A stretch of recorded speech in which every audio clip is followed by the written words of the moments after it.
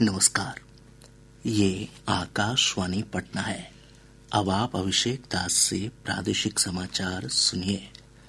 संसद के बजट सत्र का दूसरा चरण आज से शुरू हुआ। लोकसभा में विपक्ष के नेता राहुल गांधी ने सदन में मतदाता सूची का मुद्दा उठाया। उन्होंने कहा कि संसद में इस विषय पर चर्चा होनी चाहिए। शून्यकाल के दौरान श्री गांधी ने कहा कि पूरा विपक्ष मतदाता सूची पर चर्चा की मांग कर रहा है।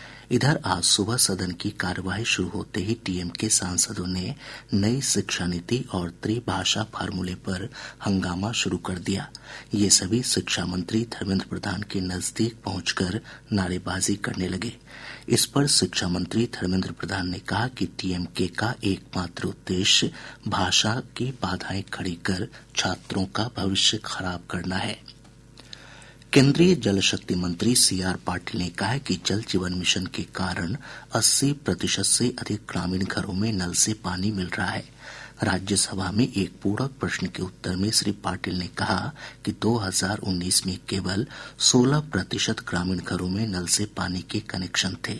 उन्होंने कहा कि WHO के अनुमान के अनुसार इस मिशन के कारण जल जनित बीमारियों से होने वाली मौतों में कमी आई है। राज्य सरकार ने कहा है कि मुख्यमंत्री लघु उद्यमी योजना के कार्यान्वयन के लिए एक उच्च स्तरीय कमेटी का गठन किया जाएगा। विधानसभा में एक प्रश्न के उत्तर में उद्योग मंत्री नीतीश मिश्रा ने कहा कि यह समिति सामाजिक आर्थिक सर्वेक्षण की रिपोर्ट के वैज्ञानिक तरीके से इस्तेमाल पर सुझाव देगी। श्री मिश्रा ने कहा कि वित्तीय वर्ष 2023-24 के लिए 40,000 से अधिक, जबकि वित्तीय वर्ष 2024-25 के लिए लगभग 60,000 लाभार्थियों का चयन किया गया है। उद्योग मंत्री ने कहा कि जिन 94 लाख अति गरीब परिवारों की पहचान की गई है, उन्हें मुख्यमंत्री उद्यमी योजना, प्रधानमंत्री रोजगार सृजन योजना और स्टार्टअप योजना के दायरे में लाया जाएगा।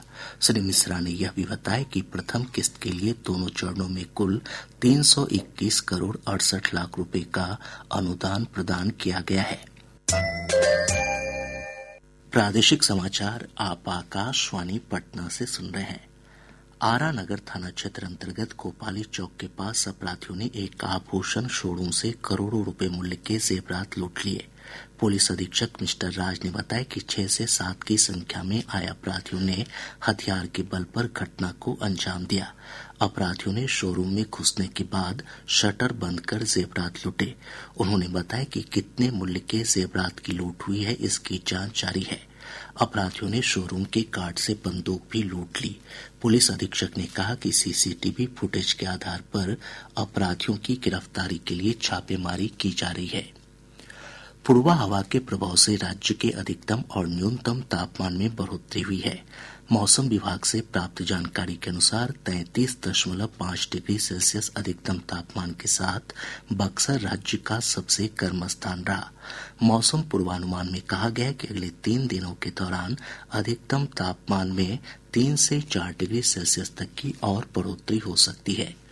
पटना के पाटलिपुत्र खेल परिसर में आज से नेशनल यूथ एथलेटिक्स चैंपियनशिप की शुरुआत हुई। इस प्रतियोगिता में 26 राज्यों और केंद्र शासित प्रदेशों के महिला और पुरुष खिलाड़ी भाग ले रहे हैं। प्रतियोगिता 12 मार्च तक चलेगी। इसके साथ ही आकाशवाणी पटना से प्रसारित प्रादेशिक समाचार का ये अंक समाप्त हुआ।